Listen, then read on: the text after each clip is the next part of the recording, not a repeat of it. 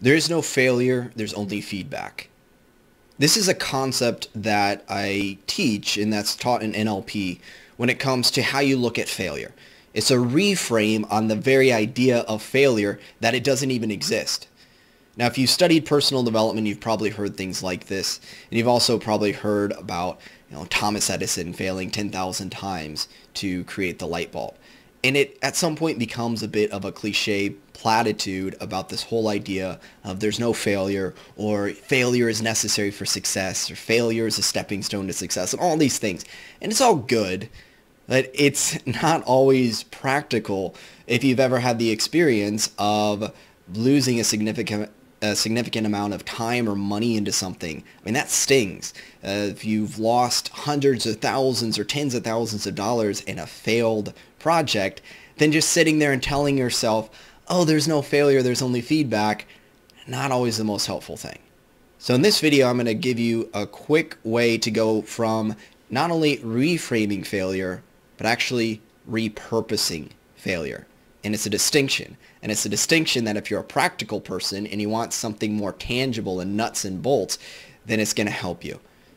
So let's take a look at a few examples. And there's 3 P's when it comes to repurposing failure. So the first P is going to be package. And you can repackage a failed project or a failed whatever into something that is successful. So I work with authors, and as an author myself, I have one example of how this was done very practically.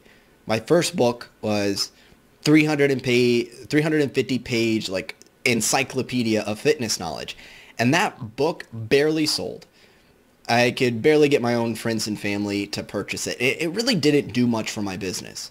Now that seems like a failure considering I spent months and months and months working on it. However, I did later on have a #1 best-selling health and fitness book. Now what happened though is that a lot of the contents in that #1 best-selling book came from things that I had put in that original 350 page book. And you see examples of this, especially among authors, of books that were not successful, but they were repackaged. They were packaged differently. They had a different cover or title or reworked, and it became successful. And of course, this isn't limited to just authors. There's so many projects or things that even if it wasn't initially successful, it was later packaged in a different way or became ingredients, or things were pulled out of a failed project that were later put into something that became successful. So if you've had something that's failed, go, is there another way I could package this or repackage this so it could be successful? That's one way of repurposing failure. The second P of repurposing failure is what I call protection. What do I mean by this? Well, think about this. Have you ever had an experience of something that didn't work, a failure, and you go, I'm never going to do that again? Or I need to tell the world, like, watch out for that. And I think about Yelp and like people going to restaurants and being like, don't ever eat here. So what happens is your mistakes are valuable lessons, not only for your future self, but for other people. This is what I call the case study mindset. I find that I have a lot more courage to try things and fail, knowing that I'm going to teach others what doesn't work.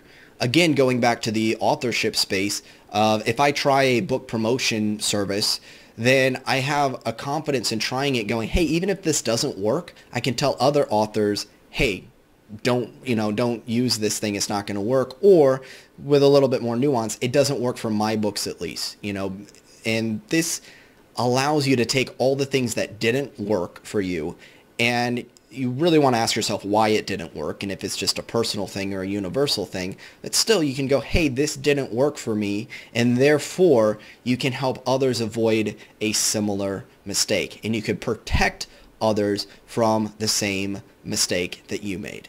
And again, this goes beyond just the intellectual into actually teaching and sharing something with people about, hey, here's what you want to watch out for.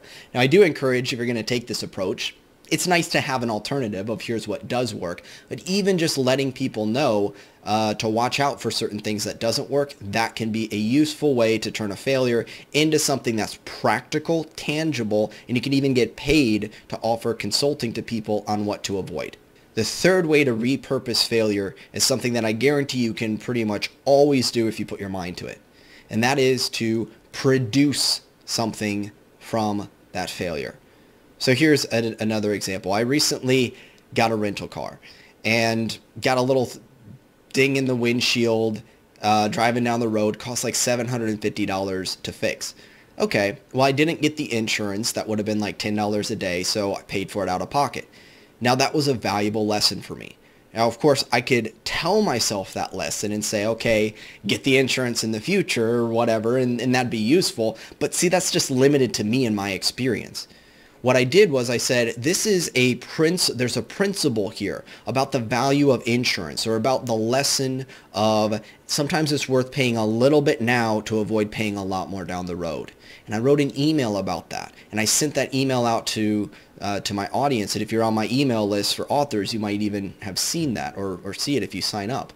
And what happens is I was actually able to produce content, produce a way of connecting with an audience from that experience, and teach a more universal principle, right? The principle wasn't get rental car insurance, although that might be a good idea. It was really about the idea of seeing a small investment now and seeing the payoff later, or sometimes not knowing how beneficial something could be until it's too late. So be thinking ahead about things and make those smarter decisions now. Make those small investments now. Otherwise, could regret it down the road, right? So that's taking an experience. You can go, what are the experiences that I've had? What are some of the failures or the challenges that I've been through? And what can I produce from that that's going to be of value to the world?